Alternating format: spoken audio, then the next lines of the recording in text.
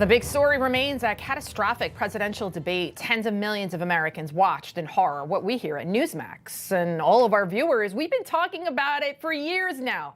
Joe Biden is not fit to be president. Not now, probably not ever.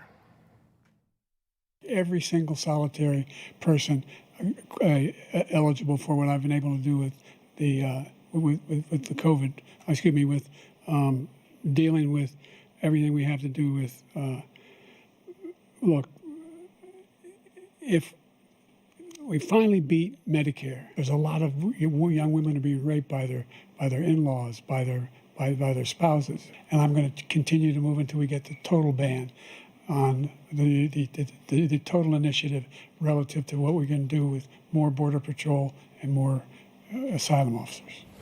Just 10 minutes into the debate, and we knew it was game over for Joe Biden. Thursday night's first presidential debate exposing the lies that the Biden propaganda networks, they've been telling the world for years now. Take a look. But comparing that guy's mental state, I've said it for years now, he's cogent. Mm-hmm.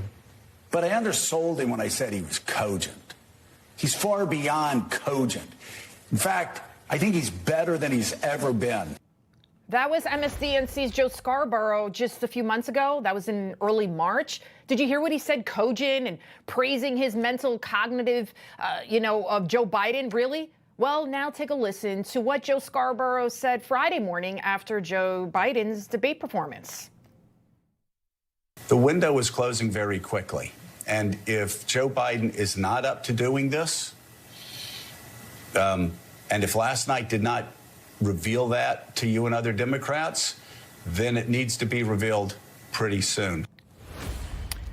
Oh boy, that must have been some humble plot pie, right? That it probably tasted pretty bitter for Joe Scarborough there. Maybe he washed it down with some beers, as he and Mika like to crack a few on their show now and then, right? They did so. Remember that, the whole Milwaukee thing? They tried to slam President Trump, who, by the way, President Trump, okay, say what you want to say about Joe Biden, but President Trump, he put on a master class on how you should conduct yourself during a debate.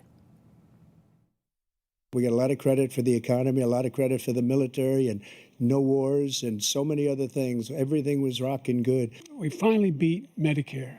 Thank you, President Biden. President Trump? Well, he's right. He did beat Medicare. He beat it to death, and he's destroying Medicare because all of these people are coming in. The Afghanistan horror show, the most embarrassing moment in the history of our country. He didn't fire. Did you fire anybody? Did you fire anybody that's on the border? I've seen you swing. I know you swing. Okay, let's not act like children. President Trump, we're going to turn. Let's not act like children. And I'm going to continue to move until we get the total ban on the total initiative relative to what we're going to do with more Border Patrol. I really don't know what he said at the end of that sentence. I don't think he knows what he said either. Of course, Joe doesn't know what he was saying either. He's not well, right? You see what's happening there. We all have family members.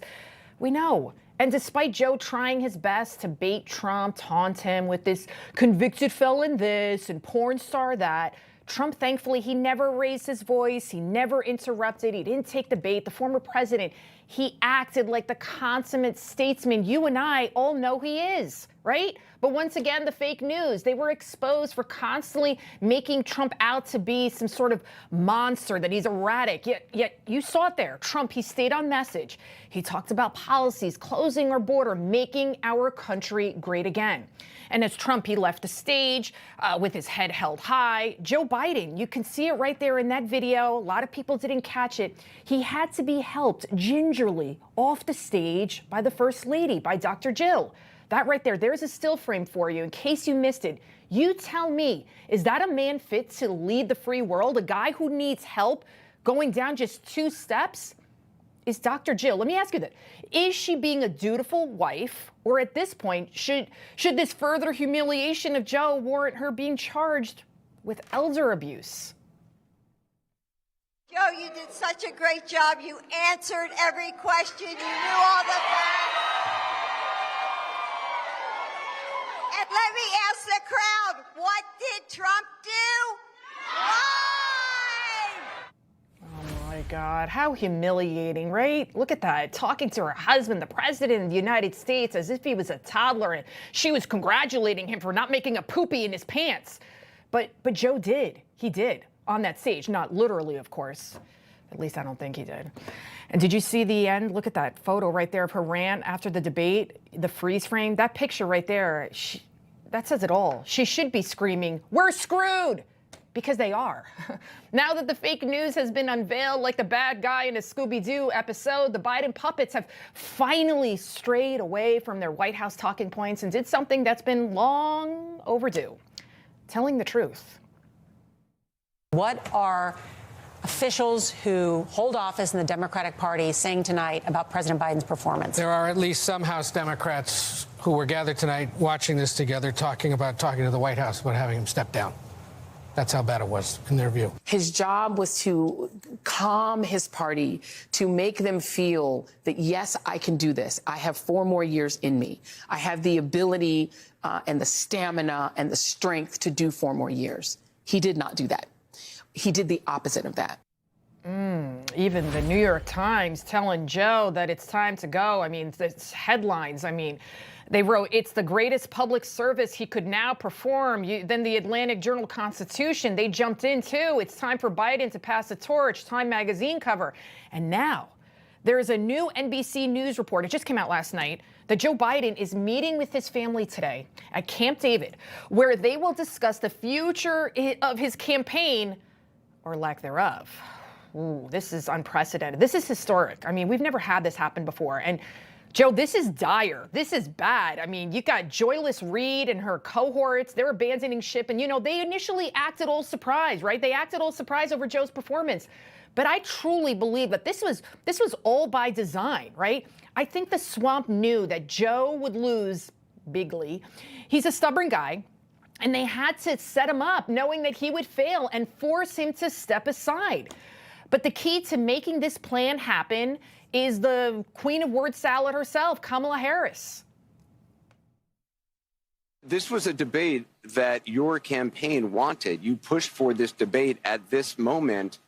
Obviously, I mean, you can't honestly say, I mean, can you say that you are not concerned at all having watched the president's performance tonight? It was a slow start. That's obvious to everyone. I'm not going to debate that point. I'm talking about the choice in November. And that choice, November 5th, it will be Judgment Day, and it's just a few months away. You just heard Anderson Cooper right there say that it was Biden's team that pushed for this debate to happen early. We know that normally debates happen after the conventions. Democrats, I mean, you could say it's whatever. Democrats knew they needed time to get a candidate in, to come in and replace Joe. And aside from Joe's stumbles and bumbles, when you just look at the crowds that Trump gets versus Joe, the panic alarm, it's been sounding for a while. It's obvious who the people want and who they don't want. And if there's anyone less liked than Joe, it's Kamala Harris. So she can't be at the top of the ticket, although of course she wants to be. But Kamala, she too, she's stubborn, she's delusional, she's difficult. I'm not just saying that. Remember all the staffers, all the reports that came out about her team quitting en masse? But Democrats need Kamala to be okay with playing second fiddle to another white guy. Yeah. I know a lot of people think it'll be Michelle Obama who replaces Joe, but I think she's got too much to lose, too many secrets to expose, perhaps. I said it before and I'll say it again. If Joe is replaced, I believe it will be with California Governor Gavin Newsom.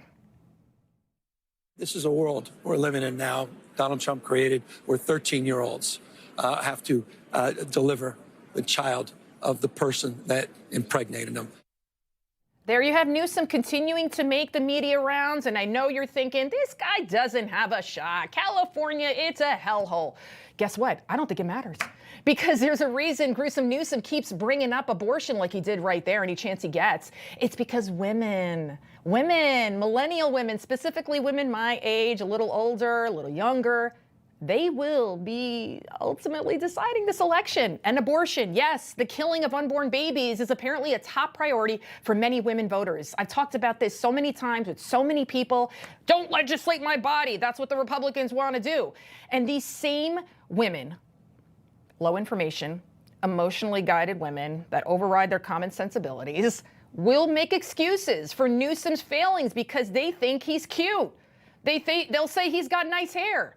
So listen, do we know for sure Joe Biden will be replaced? Of course not. Do we know it'll be? Of course not. But isn't it interesting how oftentimes the difference between conspiracy theory and reality is just the passage of some time?